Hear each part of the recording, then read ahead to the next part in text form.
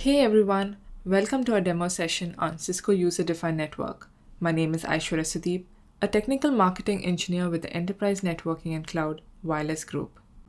When we are in our home, we share services between our devices seamlessly. If you want to stream our Apple TV using AirPlay service or play music on your wireless speaker using Google Cast, you will find only your Apple TV or hear only your music, as all these devices are connected to the same wireless network and use MDNS or other link local multicast protocols.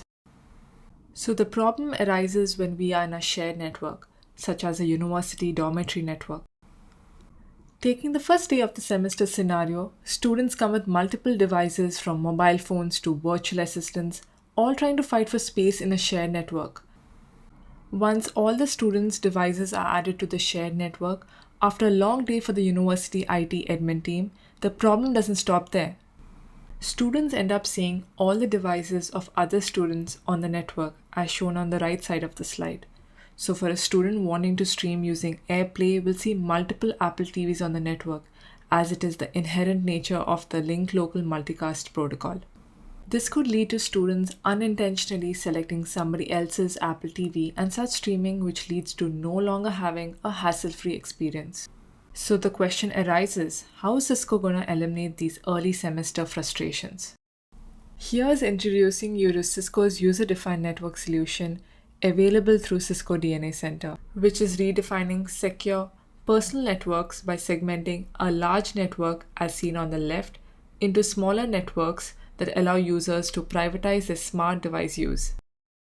To get started, here's listing out all the integral components to deploy UDN solution. The latest version of Cisco DNA Center, which is the single point through which the on-prem network can be provisioned and monitored.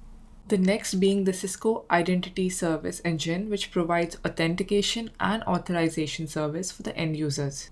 Then we have the Cisco Catalyst Wi-Fi 6 or Aeronet Wi-Fi access points and Cisco Catalyst 9800 series wireless controllers, which are the elements that enable traffic containment within the personal network.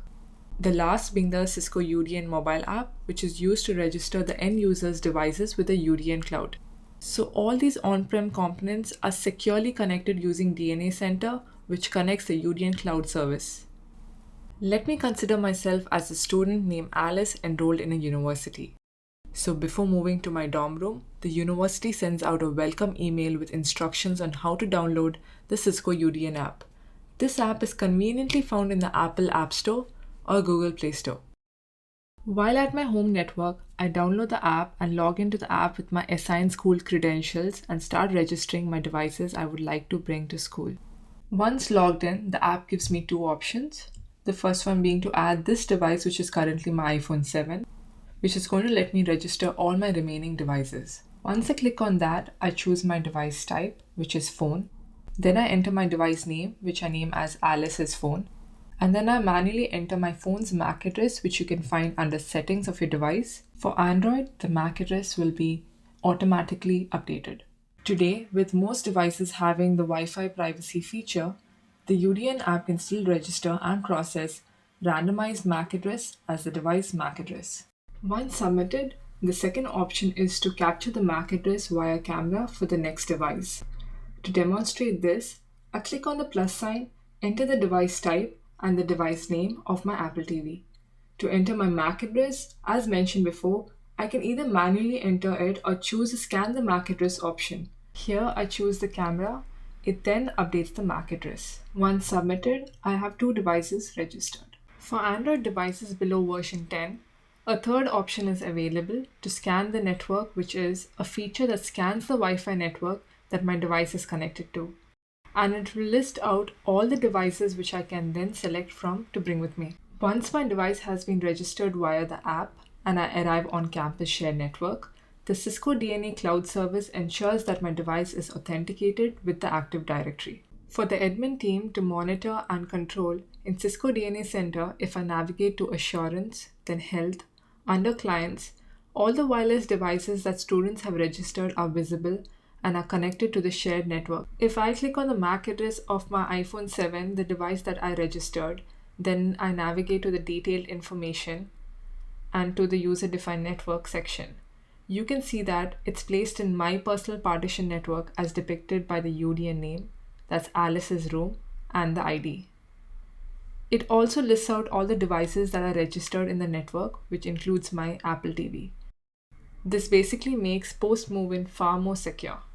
To showcase control over my network, let me consider Bob as one of my classmates who has successfully registered his devices and is going to be staying in the same dormitory, hence is going to use the same campus network. So if Bob wants to stream Apple TV, he cannot as he doesn't have such a device registered under him. In such a case, students can invite people to their personal networks to share devices. So if Bob wants to use my Apple TV, he navigates to My Guest.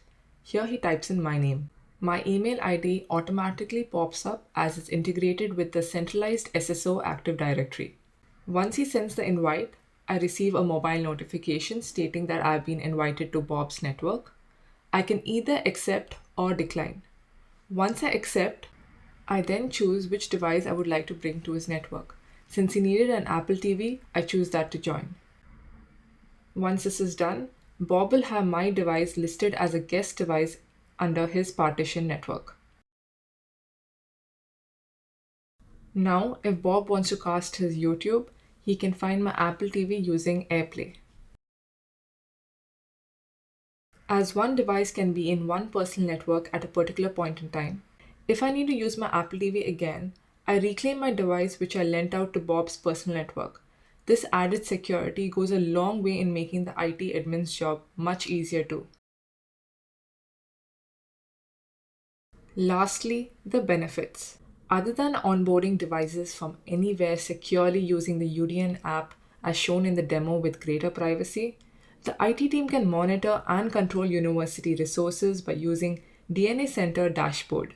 Since UDN isolates user devices into separate partitions, in the event of a security incident, this shrinks the attack surface, hence limiting the lateral spread of threat. Now, instead of dreading the beginning of a semester, the IT admin team is looking forward to a new year, all thanks to Cisco User-Defined Network.